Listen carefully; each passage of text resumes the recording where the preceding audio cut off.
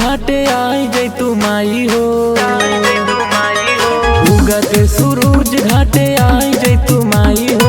भोरे भोरे अरख जगाए जय तू माई हो, भोरे भोरे अरख जगाए जय तू माई हो। दिलवा के श्रद्धा पुराए जय तू माई हो, दिलवा के श्रद्धा पुराए जय तू माई हो। भोरे भोरे अरख जगाए जय तू माई हो, भोरे भोरे अरख जगाए जय तू माई हो।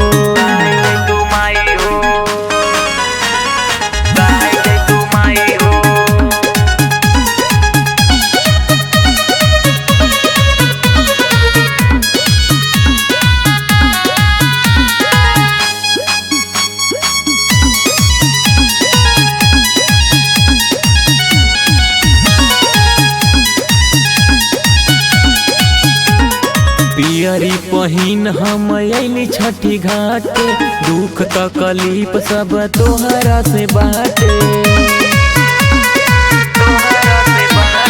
पियरी पहिन हम अइली छठी घाटे, दुख तकलीफ सब तोहरा से बाटे।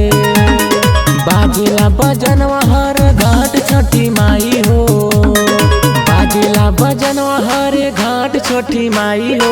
भोरे भोरे अरख जगाए जय तू माई हो, भोरे भोरे अरख जगाए जय तू माई हो।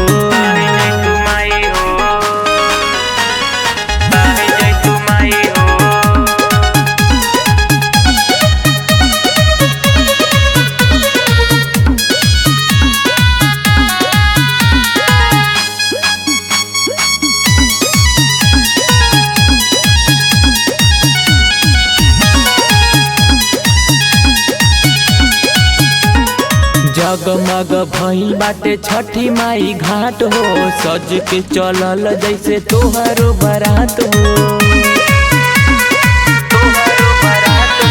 जगमग भइल बाटे छठी माई घाट हो, सज के चलल जैसे तोहरो बारात हो।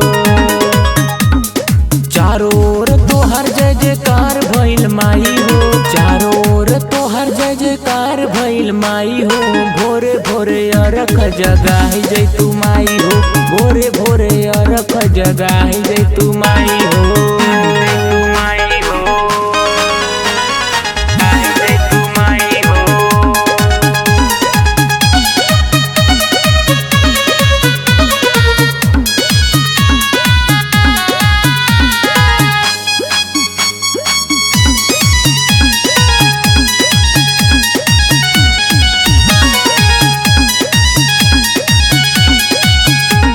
लिखले रविंद्र राजा गीतिया सजाई, गावेले विवेक यादव गानवा रचाई।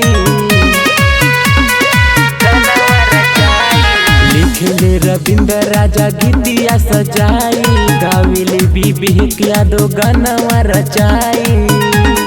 तोहरो बा महिमा महान मोरी माई हो, तोहरो बा महिमा महान मोरी माई हो। भोरे भोरे अरख जगाए जय तू माई हो, भोरे भोरे अरख जगाए जय तू माई हो।